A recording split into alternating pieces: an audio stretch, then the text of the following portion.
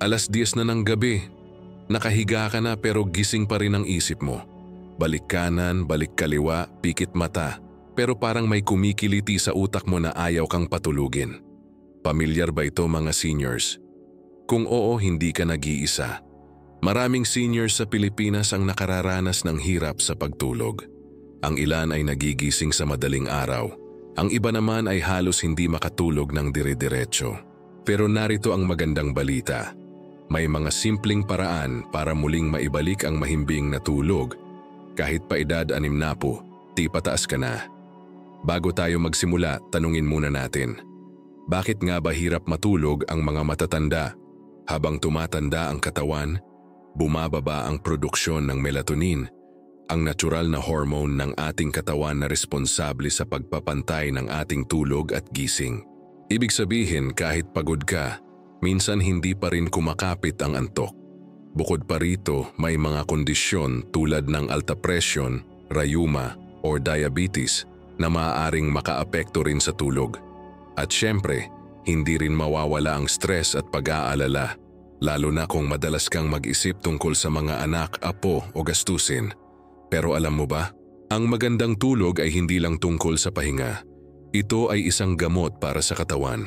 Kapag kulang ka sa tulog, bumabagal ang metabolism mo, humihina ang resistensya, at mas madali kang dapuan ng sakit.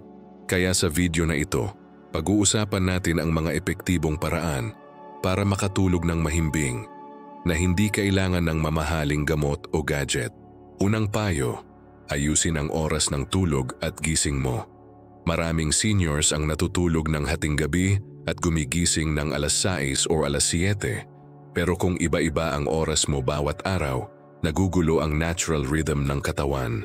Ang solusyon, pumili ng consistent na oras ng pagtulog. Halimbawa, 9:00 ng gabi at oras ng paggising, halimbawa, 6:00 ng umaga. Kahit Sabado o Linggo, sundin ito. Pagkaraan ng ilang araw, mapapansin mong kusa ka ng inaantok sa parehong oras dahil masasanay ang katawan mo. Ikalawa, iwasan ang matinding kape o tsaa sa hapon. Ang caffeine ay nananatili sa katawan ng 6 hanggang 8 oras. Kaya kung iinom ka ng kape 3:00 ng hapon, aktibo pa rin ang epekto nito hanggang 11:00 ng gabi. Subukan mong palitan ito ng maligamgam na gatas o chamomile tea, mga inumin na nakatutulong sa relaxation ng katawan. At kung sanay kang uminom ng mainit bago matulog, siguraduhin lang na hindi ito masyadong matamis. Dahil ang sobrang asukal ay pwedeng magpabilis ng tibok ng puso at makasira ng tulog. Ikatlo, gumawa ng sariling ritual sa gabi.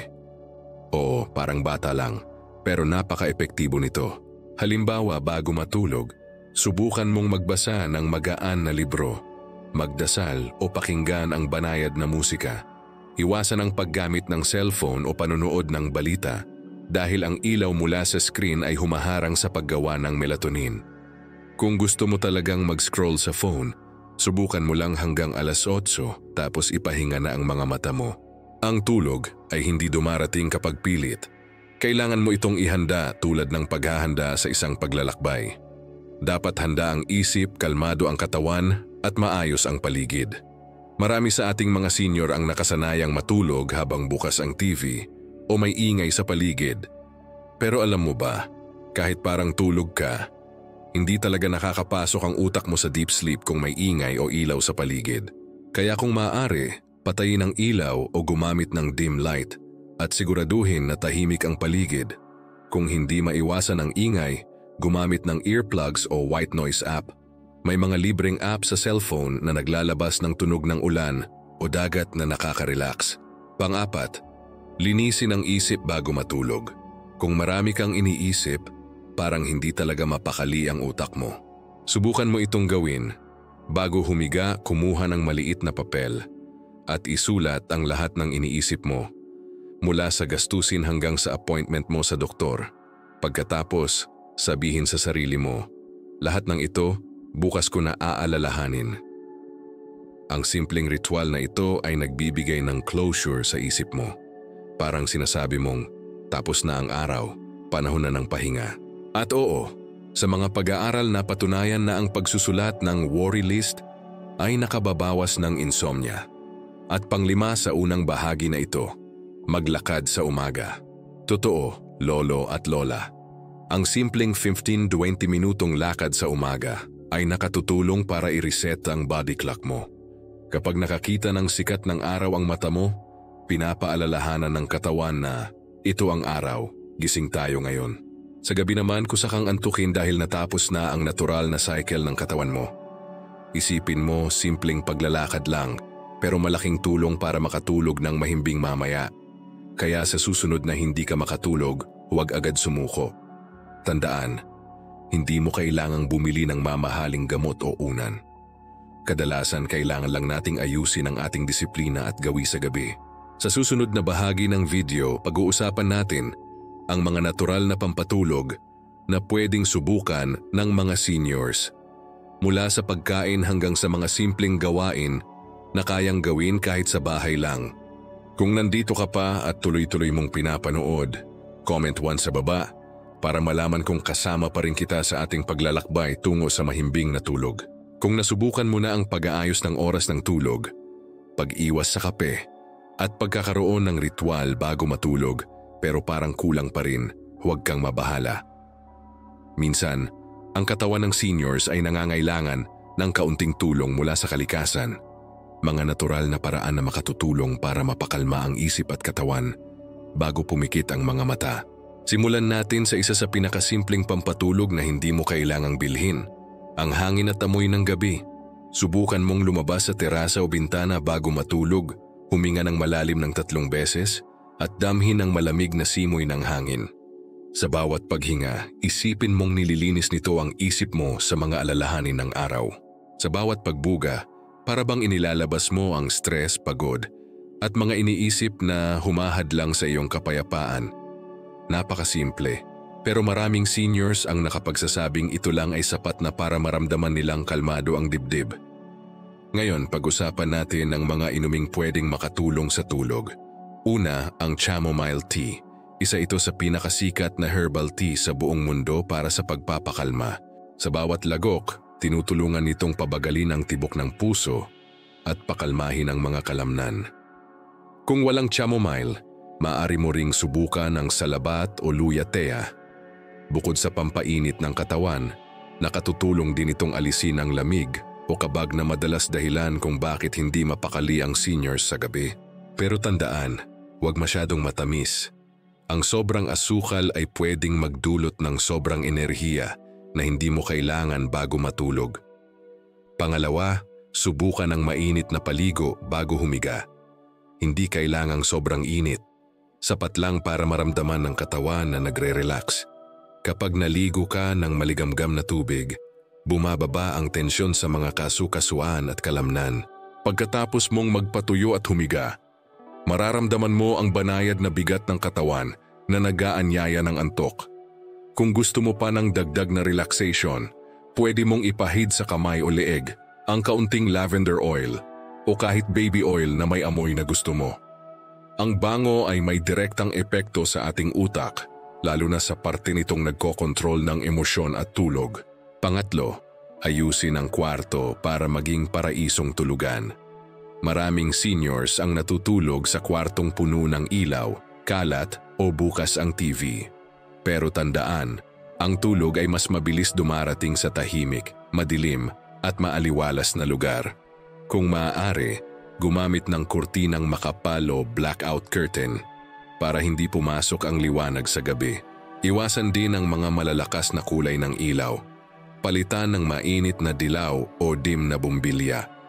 Kung madalas kang magising sa gitna ng gabi, tiyakin ding madali kang makakabalik sa kama nang hindi nasusugatan o nabubulaga sa liwanag.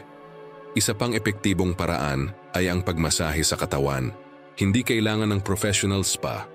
Kahit simpleng pagmasahe sa balikat, leeg o paa bago matulog ay sapat para magpadala ng mensahe sa utak na panahon na ng pahinga. Kung may asawa ka, pwede kayong magtulungan sa banayad na masahe tuwing gabi. Bukod sa pamparelax, nakatutulong din ito sa intimacy at emosyonal na koneksyon. na parehong nakatutulong sa mahimbing na tulog. Kung ikaw ay may arthritis o rayuma, subukan mo ring maglagay ng mainit na tuwalya o heating pad sa masakit na parte bago matulog. Ang init ay nagpapaluwag sa daloy ng dugo at tinutulungan ang kalamnan na magpahinga. Pero siguraduhing hindi masyadong mainit para iwas paso. Maraming seniors ang nagsasabing pagkatapos nilang gawin ito gabi-gabi, mas mabilis silang inaantok dahil gumagaan ang pakiramdam ng katawan. At ito pa, iwasan ang sobrang pagkain bago matulog. Kapag busog na busog ka, nagtatrabaho pa rin ang tiyan mo kahit gusto mo nang matulog. Ibig sabihin, alerto pa ang katawan kahit pagod na ang isip. Ang payo ng mga doktor, kumain ng huling meal mo mga 2 oras bago matulog. Kung nagugutom ka talaga bago humiga, magmeryenda ng kaunting saging o biskwit. Sapat para hindi ka makaramdam ng gutom pero hindi masyadong bigat sa tiyan. Panghuli sa parteng ito, turuan ang isip na magpahinga. Hindi lahat ng hindi makatulog ay dahil sa katawan, minsan isip ang dahilan. Kaya subukan mo itong gawain. Humiga, pumikit, at sa bawat paghinga isipin mo ang salitang kalma. Sa bawat pagbuga, sabihin mo sa sarili, wala akong dapat intindihin ngayon. Sa bawat paglanghap, isipin mo ang mga taong nagpapasaya sa iyo, apo, pamilya, kaibigan. Sa ganitong paraan, unti-unting napupuno ng positibong emosyon ang isip mo at kusa na itong lulubog sa antok.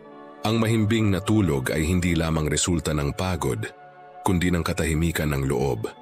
Kapag natutunan mong patahimikin ang isip, kusa na ring magpapahinga ang katawan. Kaya kung gusto mong subukan mamaya, piliin mo ang 1 o 2 sa mga nabanggit natin.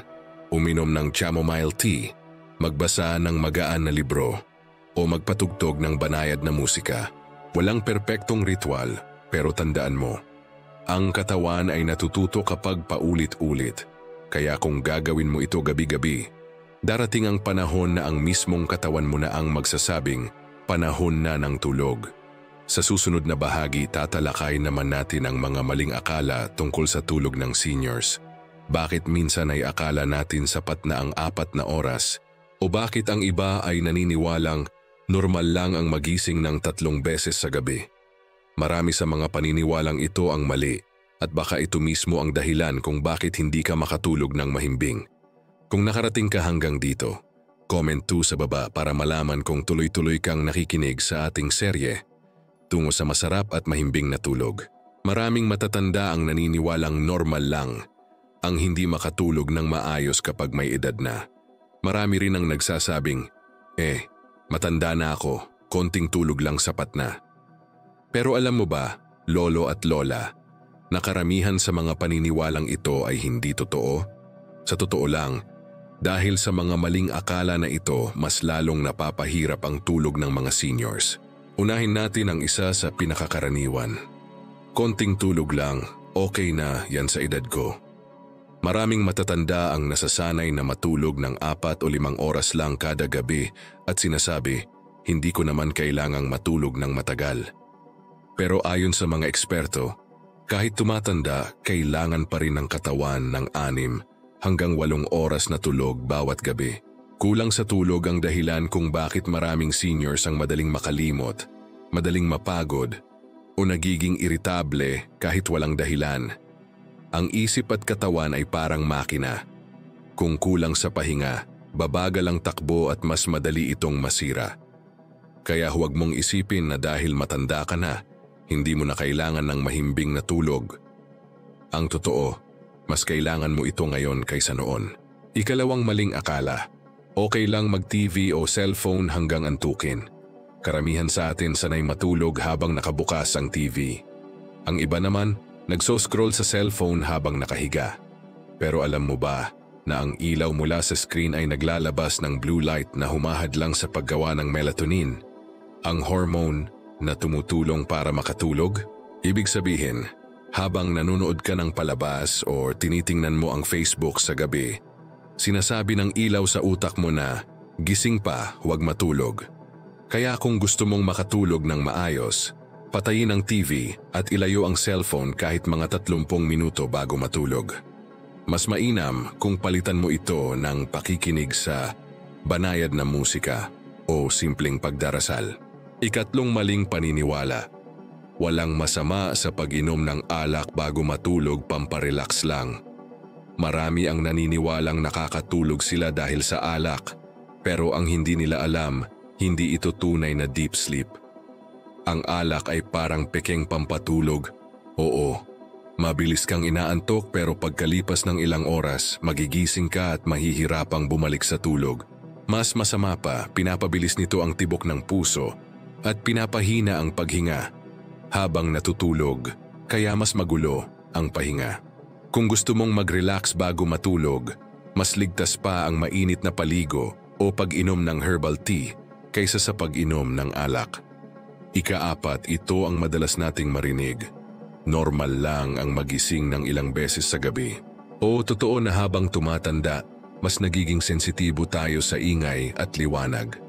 Pero kung bawat 2 oras ay nagigising ka, o kung nagigising ka ng 3:00 ng madaling araw at hindi na makatulog muli, hindi iyon normal. Maaaring may dahilan ito, tulad ng sobrang caffeine, stress o minsan ay sintomas ng sleep apnea o iba pang kondisyon sa paghinga. Kaya kung madalas kang magising at hindi na makatulog, huwag mo na lang itong i-take for granted. Mas mabuti pang ikwento ito sa iyong doktor para ma-check kung may kailangang ayusin. Ika-5, hindi ko na kailangan ng araw o ehersisyo. Matanda na ako. Ito ang isa sa mga pinakamalaking pagkakamali pagdating sa tulog. Ang katawan ay may natural na orasan na tinatawag na circadian rhythm. Isang araw, oo, mismong liwanag ng araw, ang nag-aayos ng orasan na ito. Kapag palagi kang nasa loob ng bahay, walang direktang sikat ng araw na nakikita ang mata mo. Nagugulo ang body clock. Kaya hindi mo na alam kung kailan ka dapat antukin. Kaya subukan mong lumabas tuwing umaga kahit 10 minuto lang. Tunang simpleng paglalakad sa arawan ay nagbibigay ng senyales sa utak na gising tayo ngayon. At sa gabi, kusa kang inaantok dahil tapos na ang cycle. Ngayon may ilan din na nagsasabi, mas maganda yata kung matulog sa tanghali ng matagal para makabawi. Ang katotohanan, hindi masama ang maikling siesta pero huwag lalampas ng 30 minuto. Kapag masyadong mahaba ang tulog sa hapon, nagugulo ang tulog sa gabi. Kung gusto mo talaga ng tulog sa tanghali, gawin mo ito bago mag-3:00 ng hapon at huwag nang ulitin sa gabi. Isa pa, ang pag-inom ng sleeping pills ng walang gabay ng doktor ay delikado. Maraming seniors ang bumibili ng over-the-counter pills dahil gusto lang makatulog. Pero kung hindi mo alam ang tamang dosis or kung may ibang gamot ka ring iniinom, maaari itong magdulot ng mas malalang problema gaya ng pagkahilo, memory loss o pagkaparalisa sa kalamnan. Kaya huwag basta-basta uminom ng gamot pampatulog. Laging kumonsulta muna sa doktor. Mas maganda pa ring gumamit ng natural at ligtas na paraan. Marami sa mga maling akalang ito ay nakasanayan na natin sa tagal ng panahon. Kaya parang normal na lang. Pero kung gusto mo talagang bumalik ang mahimbing na tulog, kailangan mong baguhin ang mga maling gawi at paniniwala. Kailangan mong alalahanin na ang tulog ay hindi lang pahinga. Ito ay regalo ng katawan na kailangan mong alagaan. Kapag natutunan mong bigyan ng halaga ang tulog mo, mararamdaman mo ang pagbabago, hindi lang sa katawan, kundi pati sa pag-iisip. Magiging mas kalmado ka, mas masaya, at mas magaan ang pakiramdam sa umaga. Sa susunod na bahagi, pag-uusapan naman natin ang mga ehersisyo at mental habits na makatutulong para sa masarap at tuloy-tuloy na tulog. Hindi mo kailangang pumunta sa gym. Sapat na ang mga simpleng galaw sa bahay at ilang minuto ng paghinga o pagmumuni-muni para maramdaman mo ang epekto. Kaya kung nandito ka pa, comment 3 sa baba para malaman kung kasama ka pa rin sa ating misyon na makamit ang mahimbing, tahimik at masarap na tulog tuwing gabi. Alam mo ba, lolo o lola, na minsan hindi gamot ang solusyon sa problema sa tulog, kundi galaw at isip? Oo, totoo. Maraming seniors ang hirap makatulog dahil sa sobrang pag-upo buong araw o dahil sa dami ng iniisip na hindi na po proseso ng utak bago matulog. Pero kapag tinuruan mong gumalaw ang katawan mo sa araw at kalmahin ang isip mo sa gabi, mararamdaman mo na parang nagiging natural na muli ang antok. Hindi mo kailangang mag-gym o gumamit ng mamahaling gamit. Ang kailangan mo lang ay disiplina, oras, at ang pagnanais na makatulog ng mahimbing. Simulan natin sa katawan. Ang unang ehersisyo na makatutulong ay banayad na stretching bago matulog. Halimbawa, habang nakaupo sa gilid ng kama, iunat mo ang mga braso mo paitaas, parang umaabot sa kisame. Huminga ng malalim habang ginagawa ito, pagkatapos ay dahan-dahan mong ibaba ang mga braso at ilapat sa hita. Ulitin ng 3 beses. Pagkatapos, dahan-dahan mong iikot ang liig mo pakanan at pakaliwa parang pinapawi ang tensyon. Ang mga simpleng galaw na ito ay nagpapadala ng mensahe sa katawan. Tapos na ang araw, panahon na ng pahinga. Marami sa mga seniors na sinubukan ito gabi-gabi ay nagsasabing mas mabilis silang inaantok dahil sa pagluwag ng kalamnan at pagkalma ng puso. Sunod ay ang paglalakad sa umaga o hapon.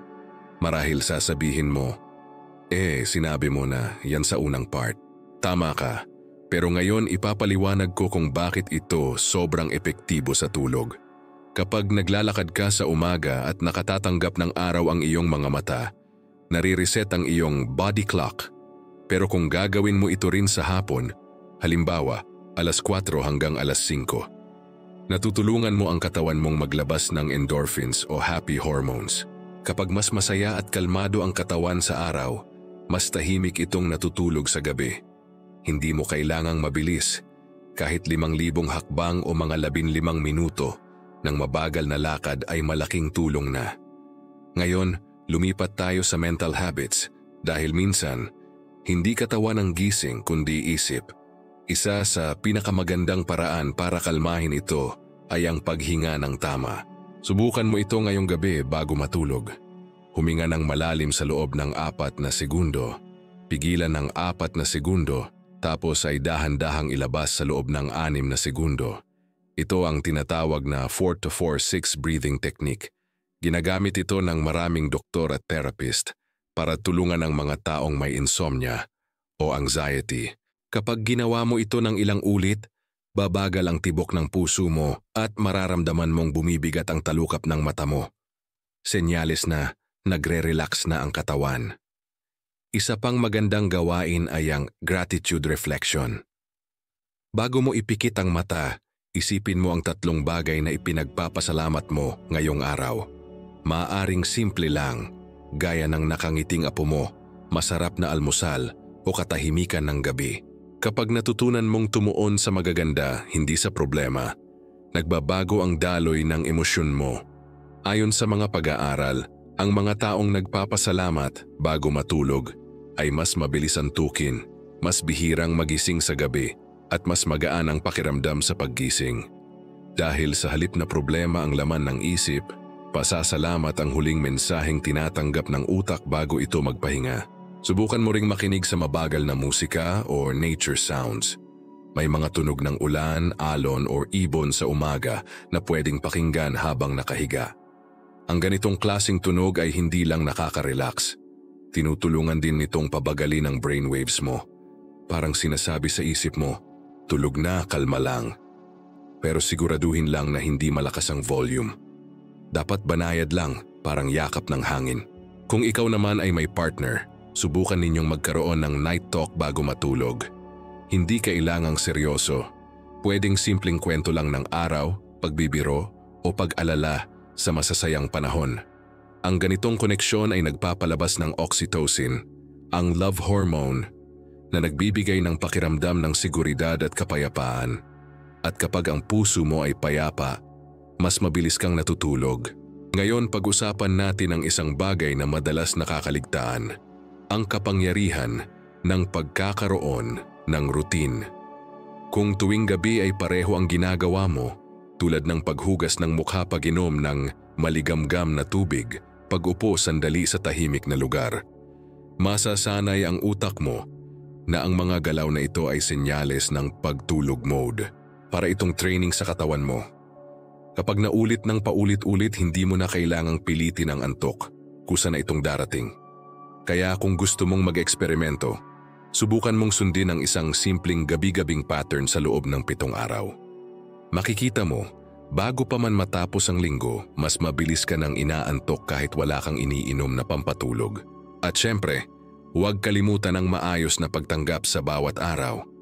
Marami sa mga seniors ang hindi nakakatulog dahil may mga bagay silang iniisip na hindi pa tapos.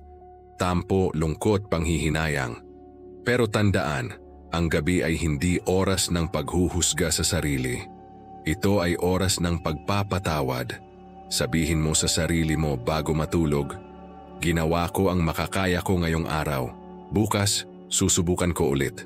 Ang simpleng linyang ito ay nagbibigay ng pahinga, hindi lang sa katawan, kundi pati sa puso. Kaya ngayong gabi, bago mo ipikit ang mata, piliin mong pakinggan ang iyong hininga, damhin ang iyong katahimikan, at pasalamatan ang sarili mo sa isa pang araw na natapos. Dahil tandaan, ang mahimbing na tulog ay hindi karangyaan. Ito ay karapatan mo bilang isang taong nangangailangan ng kapayapaan. Sa susunod na bahagi, pag-uusapan natin ang final summary at motivational reminder. Paano mo mapapanatiling tuloy-tuloy ang magandang tulog araw-araw? At paano mo rin maibabalik ang sigla at saya sa paggising tuwing umaga? Kaya kung nandito ka pa at gusto mong ituloy hanggang dulo, comment 4 sa baba. 9:09 ng gabi, tahimik na ang paligid. Ang mga bata sa kabilang bahay ay tulog na. Ang mga aso ay hindi na tumatahol. At ikaw, nakahiga na, nakapikit at sa wakas, kalmado ang isipan. Ganito ang dapat na pakiramdam ng gabi, lolo at lola. Isang oras ng kapayapaan, hindi ng pag-aalala. Pero kung matagal mong hindi naranasan ang ganitong tulog, gusto kong sabihin sa'yo, maaari pa itong ibalik. Kailangan lang nating tandaan ang mga natutunan natin sa ating paglalakbay nitong mga nakaraang bahagi. Natutunan nating ayusin ang ating oras ng tulog at gising. Dahil ang katawan ay may sariling orasan na kailangang sundin. Natutunan nating iwasan ang caffeine, cellphone at mga maliwanag na ilaw sa gabi. Natutunan din nating gamitin ang mga biyaya ng kalikasan tulad ng hangin, araw, at mga simpleng inumin gaya ng chamomile o salabat, na kahit wala kang mamahaling unan o gadget, kayang-kaya mong muling makamit ang mahimbing na tulog kung disiplinado ka lang sa iyong mga gawain. At higit sa lahat, napagtanto natin na ang tulog ay hindi lamang tungkol sa katawan, kundi pati sa isip at puso. Kapag puno ka ng pasasalamat, kapag natutunan mong patahimikin ang sarili mo bago matulog, at kapag tinanggap mong hindi mo kailangang kontrolin ang lahat, dumarating ang tunay na pahinga. Hindi mo kailangang pilitin ang tulog dahil kapag payapa ang loob, kusa itong dumarating. Pero bakit nga ba napakahalaga ng tulog lalo na sa mga seniors? Kasi ang tulog ay parang doktor ng katawan na nagtatrabaho habang ikaw ay nakapikit. Habang natutulog ka, nag-aayos ng mga nasirang cells, nagpapalakas ng immune system, at tinutulungan ang utak na maalala ang mga magagandang bagay. Kung kulang ka sa tulog, mas madali kang magkasakit, mas mabilis kang mapagod at minsan nagiging malungkutin pa ang pakiramdam. Pero kapag sapat ang pahinga, nagiging mas malinaw ang isip, mas magaan ang katawan, at mas masigla kang bumabangon kinabukasan. Kaya kung gusto mong gumising ng may ngiti at hindi bigat ang laman ng dibdib, alagaan mo ang tulog mo. Gawing sagrado ang gabi, isang oras ng pagpapasalamat, hindi pag-aalala. Kung may mga bagay kang hindi natapos ngayong araw, huwag mo nang bitbitin sa pagtulog. Sabihin mo na lang, bukas ko na ito haharapin. Dahil kahit anong edad mo, karapatan mong makaranas ng mahimbing, mapayapa at masarap na tulog. Isipin mo ito, ang isang gabi ng mahimbing na tulog ay parang pag-restart ng cellphone mo. Kapag nakapahinga ng maayos, mas mabilis kang kumilos kinabukasan, mas malinaw ang isip, at mas maganda ang mood. Kaya hindi ito simpleng tulog lang, ito ay regalo ng buhay na ibinibigay sa iyo gabi-gabi. Ang kailangan mo lang gawin ay tanggapin ito ng buong puso. Ngayon, Gusto kong subukan mo ito mamayang gabi. Isara mo ang ilaw, huminga ng malalim, at isipin mo lahat ng magagandang nangyari sa araw mo. Kahit maliit lang, tulad ng tawanan ng apo mo o simpleng pagkain na nasarapan ka. Pasalamatan mo ang sarili mo dahil kahit mahirap ang araw, tumatayo ka pa rin. Sa sandaling iyon, mararamdaman mong unti-unting nagiging magaan ang loob mo. At bago mo pa mapansin, tulog ka na. Payapa, malalim, at masaya. Sa totoo lang, lolo at lola, hindi mo kailangang habulin ang tulog. Ang tulog ay dumarating kapag tinigilan mo ang pagpilit. Kapag tinanggap mong sapat ka na sa araw na ito, at karapat-dapat ka rin sa pahinga. Kaya sa bawat gabi, piliin mong ipikit ang mga mata mo ng may ngiti dahil sa susunod na paggising mo, panibagong araw na naman ng pag-asa at lakas. At bago tayo magtapos, gusto kong iwan sa iyo ang simpleng paalala. Ang taong natutulog ng payapa ay gumigising ng may pag-asa. Kaya kung gusto mong humaba ang buhay, pagtuunan mo ng pansin hindi lang ang pagkain o ehersisyo, kundi pati ang tulog. Dahil sa tulog nabubuo muli ang katawan at nabibigyan ng katahimikan ang kaluluwa. Kung nakarating ka hanggang dito, ibig sabihin, handa ka na talagang baguhin ang iyong gabi. Kaya ngayong gabi, huwag mong kalimutang ipahinga hindi lang ang katawan mo, kundi pati ang isip at puso mo. Kalimutan muna ang problema, pasalamatan ang araw at hayaang yakapin ka ng katahimikan. At kung gusto mo ng mas maraming video tungkol sa kalusugan, mahimbing na tulog, at mga sikreto ng mas mahabang buhay, smash subscribe kung gusto mong mabuhay ng masaya at malusog kahit edad 60 pataas. Kung nakatulong ito sa iyo, i-comment ang salitang done sa baba para malaman kung natapos mo hanggang dulo. Salamat sa panonood at sana ngayong gabi maramdaman mo ang isa sa pinakamahimbing na tulog sa buong taon. Matulog kang may ngiti at gumising na may pag-asa.